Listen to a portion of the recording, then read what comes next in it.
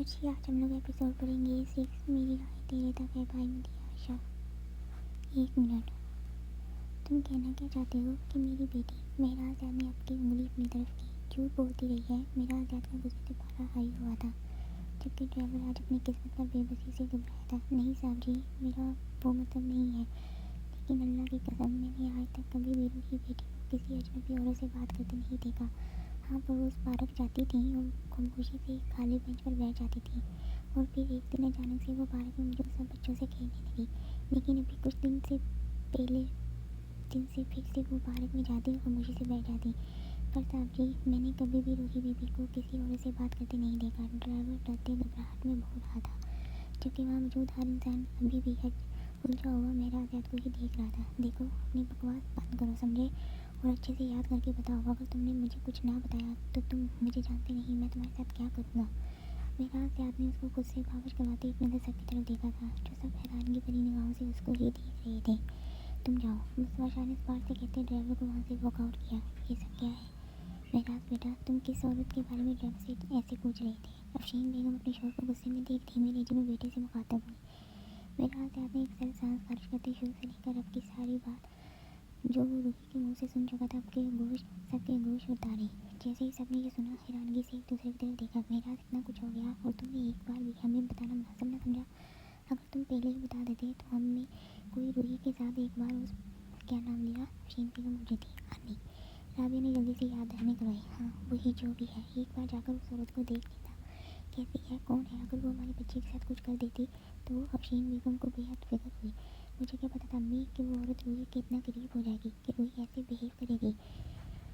1 second भाभी, रूही का phone कहाँ है। रूही अक्सर उससे रात को फ़ोन पर बात करती थी। अक्सर क्या, वो रोज़ ही बात करती। ज़रूर हमारी बात बन जाएगी। फ़ोन में उस आनी का नंबर होगा। मेरा अचानक तेज़ी से दिमाग चलाया लाती हूँ। राबी भी जल्दी से कहते भागी।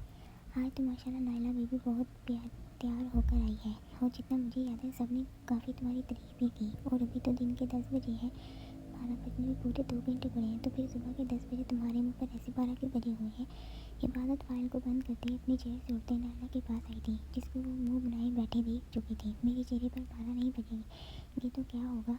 जिसके लिए तैयार होकर आई थी वो दोस्त आज छुट्टी करके बैठ गया। वैसे जब अभी मेरा आज़ाद सर इस ऑफिस में आई नहीं थी कि पहले ही ऐलान कर दिया गया कि कभी कोई छुट्टी ना करे, वरना बॉस उसको हमेशा के लिए छुट्टी कर देंगे। और अब खुद 2 दिन बाद भी छुट्टी पर चले गए, ऊपर से काम भी डबल कर दिया। हम मासूम होकर नायला गुस्से से बर्खास्त निकालती गुस्से से फाइल को ओपन कर गई जबकि उसकी हालत देख इबादत खूब इंजॉय कर रही थी। साथ में बहुत खुश भी थी कि मेरा आज़ाद आज ऑफिस नहीं आया। नायला, कोई बात नहीं, फिर क्या हो गया अगर वो नहीं आए। बाकी सबने तो दिल खोलकर तुम्हारी तारीफ़ की ना।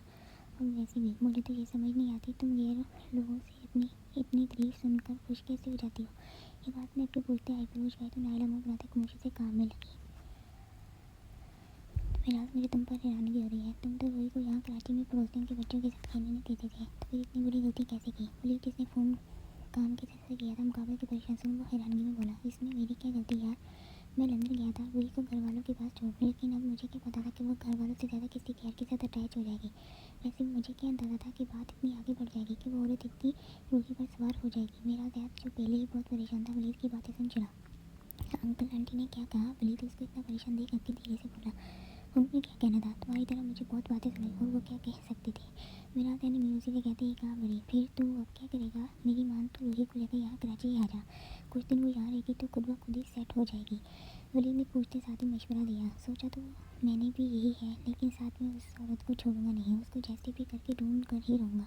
मुझे एक बात समझ नहीं आई। वलीद मेरा का गुस्सा देख याद करते बोला कि वो अगर वो औरत हर रोज़ रात को रूही से बात करती थी तो उसका नंबर उसके फ़ोन से क्यों नहीं मिला। वलीद ने बहुत सोचते ये सवाल पूछा। यही बात तो मुझे परेशान कर रही है कि अगर रूही के पास नंबर था तो फिर वो नंबर कहाँ गया।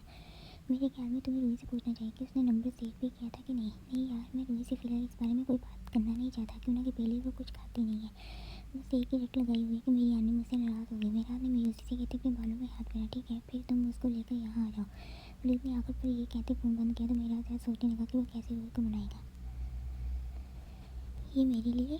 इबादत चाय का कप पकड़ते चूँकी थी जबकि वो कप लेते सामने आंखों पर चांद की तरफ नज़रें मुखौत कर गई। हाँ मैडम, तुम्हारे लिए ही लाया हूँ। सोचा कि आज कुछ बातें हो जाएं। ज़ियान इबादत के साथ ही खड़ा होता सामने चांद को देखने लगा। वैसे आज मौसम काफ़ी खुशगवार है, जिहान ने ठंडी हवाएं अपने अंदर भरते आपके इबादत की तरफ पलट कर खड़ा हुआ। यूं के इबादत रिंग पर कप रखते दोनों बाजों को इनके गिर्द फैलाए चांद देखने मगन थी। तो जिहान ने कप हाथ में पकड़ते पीठ चांद की तरफ करते नगरी इबादत की जेब पर गई। हाँ ठीक है, मौसम काफ़ी खुशगवार है। इबादत वैसे ही चांद को देखते बोली, सॉरी मैं लेट हो गया। अभी जिहान आगे कुछ बोलता, हामिद ने आते बोलते अपना कप रिंग पर रखा और इबादत के दूसरी तरफ आते खड़ा हुआ। जब इबादत आपके इन दोनों को गौर से देख रही थी जो एक दूसरे को देखते वैसे ही चांद को देखने लगे थे।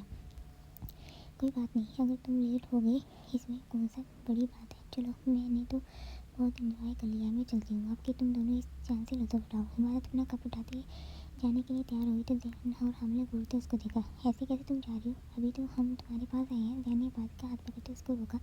तुम दोनों ने आज मुझसे क्या बातें करनी है, वैसे शर्म करो। अभी तो तुम दोनों की शादी हुई है, अपनी बीवियों के साथ वक्त गुजारने के बजाय यहाँ मेरे पास आ गई हो। इबादत वापस से चाय का कप रखते खफगी से बोली तो हामिद ने हंसते उसको देखा। ये बताओ ऑफिस कैसा जा रहा है। मैंने मौजू बदला तो हामिद भी ने भी इबादत को देख आंखों से पूछा, कैसा जाएगा, जैसा पहले होता है वैसा ही जा रहा है। इबादत आपके कप चाय का उठाते लबों से लगा गई। अच्छा तो तुमने आगे उस ऑफिस को ज्वाइन रखने का फैसला कर लिया है। आपके हामिद ने तंगी से पूछा तो जिहान ने गौर से इबादत की तरफ देखा।